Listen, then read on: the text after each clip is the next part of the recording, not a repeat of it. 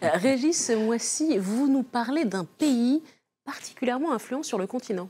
En effet, il s'agit de la Chine, bien évidemment, dont voici le drapeau. Alors, Monsieur Bali, je vous rassure, nous n'allons pas célébrer le Nouvel An chinois qui a lieu ce mois-ci, mais plutôt parler de la Chine-Afrique. Ah, la Chine-Afrique. C'est un terme qui fait couler beaucoup d'encre et qui désigne les relations que la Chine a nouées avec le continent, notamment sur le plan économique. Pourquoi est-ce que vous avez choisi de nous parler de ça aujourd'hui, Régis? L'Empire du Milieu a enregistré des taux de croissance records ces dernières années, parfois atteignant 2 chiffres. La nouveauté, c'est que la croissance chinoise commence à ralentir et quand Pékin éternue, c'est toute l'Afrique qui tremble. Et précisément, quel serait l'impact de ce repli sur nos économies africaines? Alors, au premier semestre 2015, les importations chinoises en provenance de l'Afrique ont fondu de 40%, c'est considérable. Il faut rappeler une chose importante, c'est que la Chine est le premier importateur de matières premières africaines. Elle consomme du pétrole, mais aussi 40% des minerais, fer, cobalt, manganèse. Les premières victimes de ce ralentissement, ce sont par conséquent les exportateurs de matières premières. On en dénombre une bonne quinzaine. Mali, Burkina Faso, Angola. La Chine consommant moins, ils ont moins de recettes. Conséquence, un certain nombre ne seront pas en mesure d'équilibrer leur budget. Ils auront des déficits en 2015. Donc c'est plutôt une mauvaise nouvelle. Mais selon vous, il y a des opportunités à saisir.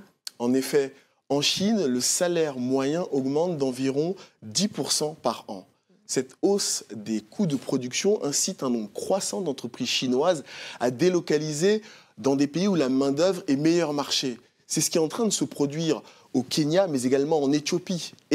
Souvenez-vous le reportage que nous avions fait. Oui. On avait été en Éthiopie. Oui. Wajan, le leader mondial de la chaussure, il y a des images ici, Absolument. qui a installé une énorme usine à Addis Abeba.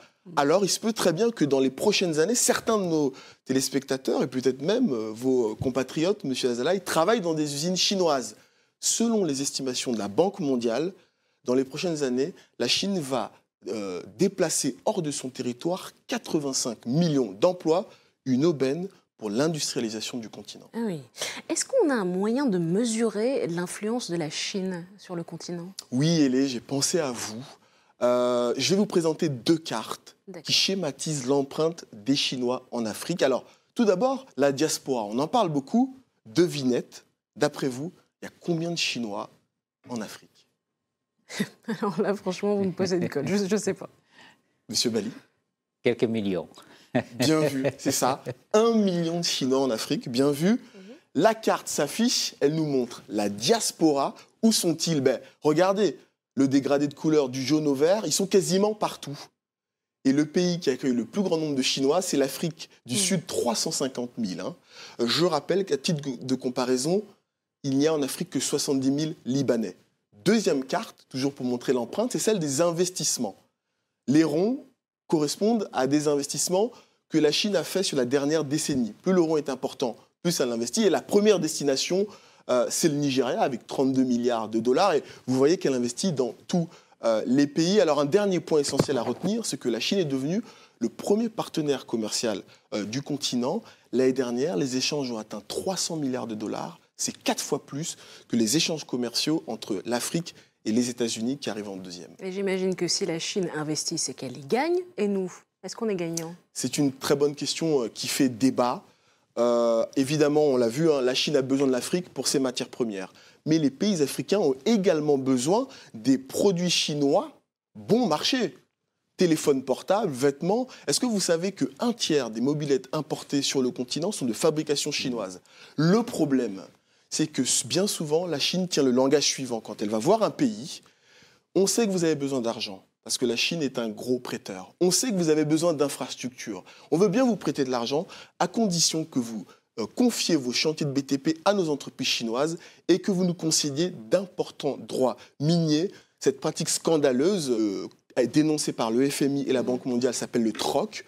Toujours est-il que les entreprises chinoises détiennent 40% des chantiers de BTP. Par exemple, le grand corridor Abidjan-Lagos, en grande partie construit par des Chinois. Et il n'y a pas que cette pratique qui est contestée d'ailleurs. C'est vrai, dans le BTP, on déplore des problèmes de qualité, des retards de livraison. Dans les mines, le laxisme des conditions de sécurité entraîne des accidents mortels. Certains employeurs chinois ne tiennent pas leurs promesses d'utiliser de la main-d'œuvre locale. Un peu partout sont montés des mouvements de contestation anti-chinois. À l'occasion de sa tournée 2014, le Premier ministre chinois avait admis qu'il y avait des problèmes un peu partout. Il a promis qu'on verrait des améliorations. Bon, c'est un premier pas. Monsieur Bali, d'après vous, est-ce qu'on peut changer la mauvaise réputation des entreprises chinoises sur le continent ? Écoutez, moi, au-delà de parler des entreprises chinoises, j'aimerais parler des entreprises africaines. Oui. C'est vrai que peut-être à court terme, le ralentissement de l'économie chinoise est une mauvaise nouvelle pour les produits exportateurs de matières premières. Mais à moyen et long terme, je pense que c'est une opportunité fantastique. Finalement, il faut que l'Afrique se développe en gardant ses matières premières, en les transformant sur place. Donc, si l'usine de l'Afrique, l'usine du monde se transporte de la Chine vers l'Afrique, et ça a commencé en Éthiopie, au Kenya, en Afrique du Sud, je trouve que c'est une bonne nouvelle. Oui. Il faudrait que nous, les Africains, nous arrêtons simplement d'extraire des matières premières, de polluer nos terres, de polluer notre environnement, d'exporter ces matières premières en Chine, qui fabriquent, qui ajoutent de la valeur, et ça revient chez nous et nous rachetons. Régis, on en est où de ce concours qu'on a déjà évoqué, un grand concours pour récompenser les meilleures start-up du continent ? Le challenge Start-Upper de l'année, comme je l'évoquais le mois dernier, connaît un véritable engouement sur tout le continent. Plusieurs milliers de candidats se sont déjà inscrits. Quel est le profil de ces candidats? Quelles sont les prochaines étapes de l'opération? Moman Guerre, le directeur marketing de Total, répond à ces questions magnéto. Monsieur Nguer, bonsoir. Bonsoir. Merci de nous accueillir. Merci de me recevoir dans votre émission. Alors, les inscriptions au concours Start-Upper de l'année viennent de se clôturer. Quel est le bilan en termes de participation? Êtes-vous satisfait du nombre d'inscrits? Oui, très satisfait. Satisfait au-delà de toute attente. À ce jour, à la clôture, nous avons plus de 11 000 inscrits sur les 34 pays.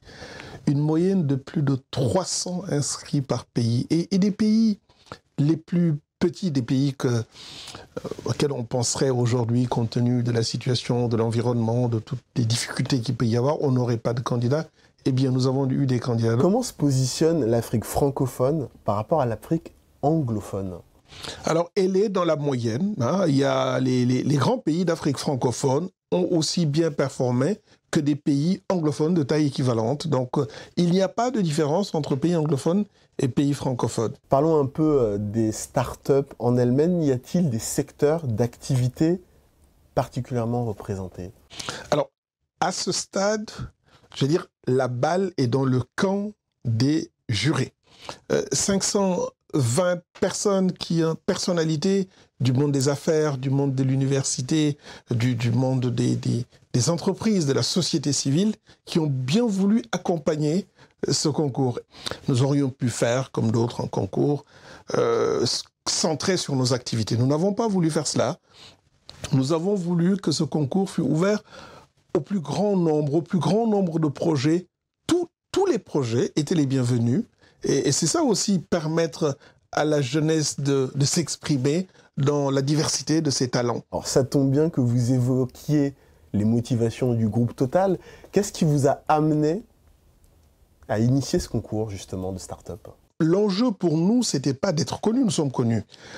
L'enjeu pour nous, c'est de faire partie de ce qui se passe sur le continent. Ce qui est important pour l'Afrique est important pour Total. Et une des choses qui est importante aujourd'hui pour le continent, c'est tous les problèmes d'emploi, la jeunesse. Le service public, les entreprises traditionnelles ne peuvent pas donner des emplois à toute notre jeunesse. Beaucoup ne se disent pas que leur avenir est dans une entreprise. Ils ont envie de créer, ils ont envie de se développer, ils ont des idées. Et notre rôle, nous, c'est de les accompagner dans cette création. Je crois savoir que les startups lauréates vont bénéficier d'un accompagnement. En quoi va-t-il consister? L'enjeu pour nous, c'est pas seulement de leur faire un chèque et de leur dire au revoir. Nous allons les accompagner. Et les accompagner, c'est les accompagner sur le plan méthodologique. Le projet, il peut être à l'état un peu brut. Les aider à mettre en forme ce projet, les présenter à des investisseurs. Nous allons les accompagner également avec des outils de gestion. On veut les mettre en valeur. Et les mettre en valeur, c'est prendre leur idée avec eux, là où elle est, et la porter plus loin.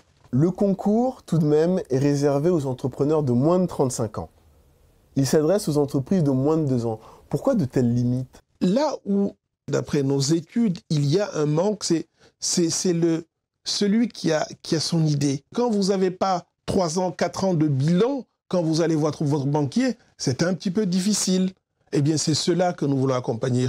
Et la limite d'âge, écoutez, nous avons sur l'Afrique une population qui est très jeune. Là, nous avons voulu nous adresser à cette tranche d'âge-là qui a besoin d'espoir. Nous allons continuer de suivre l'opération Elé. Et d'ailleurs, je crois que vous êtes membre du jury au Mali. Tout à fait. La filiale de Total au Mali m'a fait l'honneur de me désigner comme membre de ce jury. Et je trouve que c'est une excellente idée que d'aider les jeunes entrepreneurs à se lancer comme ça.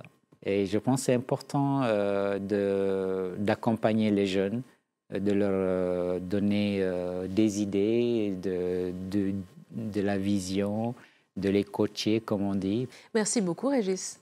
On se retrouve dans un mois.